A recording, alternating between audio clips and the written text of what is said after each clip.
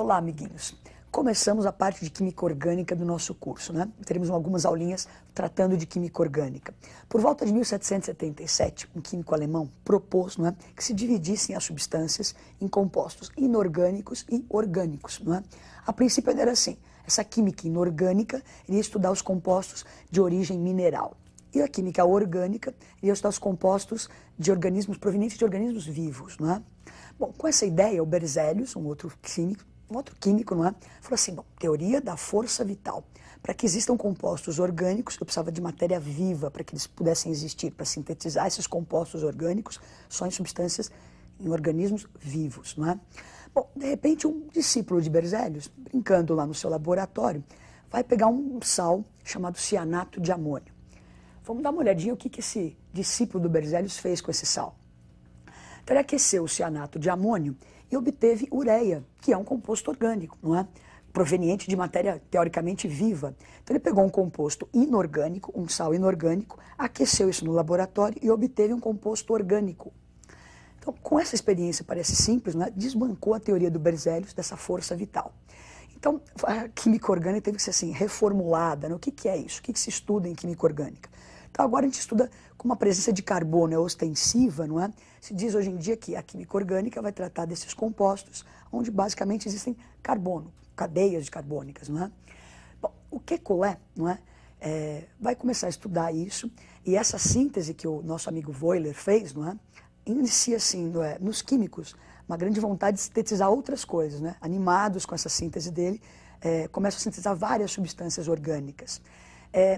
E o Kekulé, então, começou a postular o que é isso, como é que é esse carbono que aparece tanto, quais são as características dele, não é? Então, vamos observar os postulados de Kekulé. Então, primeiro postulado, todo carbono vai ser tetravalente, quer dizer, vai sempre fazer 4 ligações.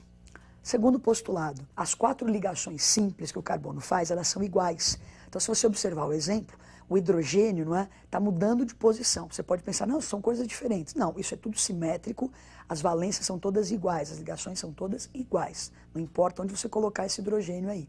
E o terceiro postulado, o carbono é capaz de formar cadeias com outros átomos do próprio elemento carbono. Então, cadeias enormes, às vezes são formadas, não é? Então, o carbono é tetravalente, essas valências são iguais e ele pode formar cadeias. Bom, o carbono vai aparecer muito nesses compostos orgânicos, não é? Então, que tipos de ligação esse carbono pode fazer? Dá uma olhadinha no quadro.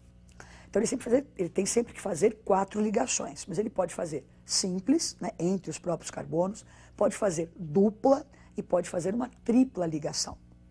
Bom, esse carbono, então, vai formar essas cadeias imensas, não é? E eu vou classificar os carbonos com relação ao número de carbono que ele está ligado da seguinte forma. Então, um carbono que eu posso chamar de primário é um átomo de carbono que está ligado no máximo a um outro átomo de carbono. Carbono secundário é um átomo de carbono que está ligado a 2 outros átomos de carbono. Carbono terciário é aquele que está ligado a pelo menos 3 outros átomos de carbono.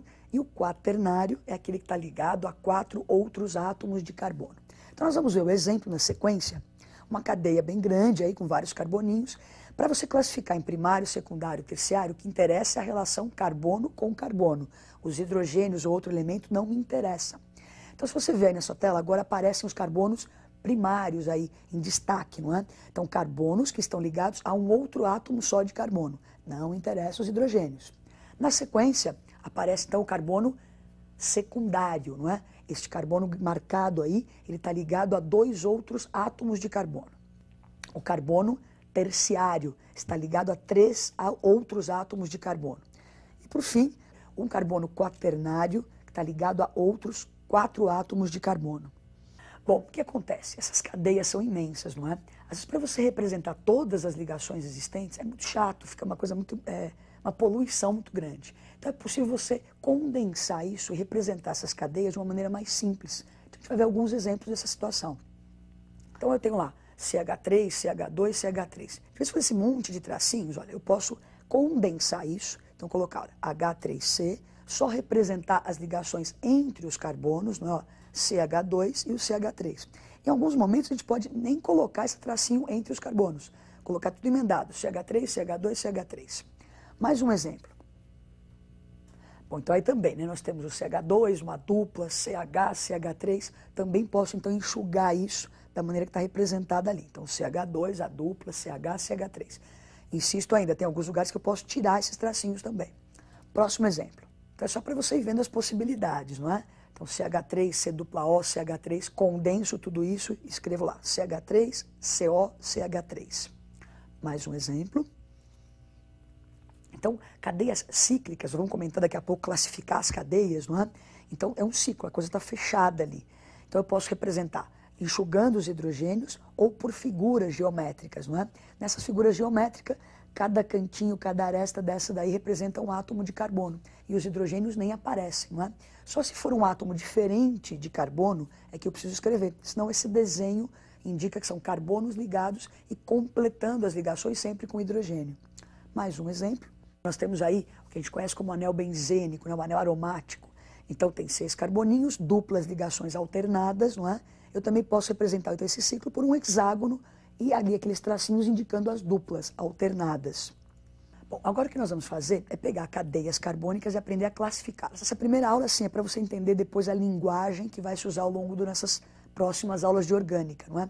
Então, tipos de ligação do carbono, tipos de carbono, primário, secundário, como representar essas cadeias, a fórmula estrutural. E agora, então, classificando as cadeias, não é? Que tipos de cadeia eu posso ter nesses compostos orgânicos? Dê uma olhadinha no quadro. Classificando as cadeias, nós temos 3 grandes grupos, não é?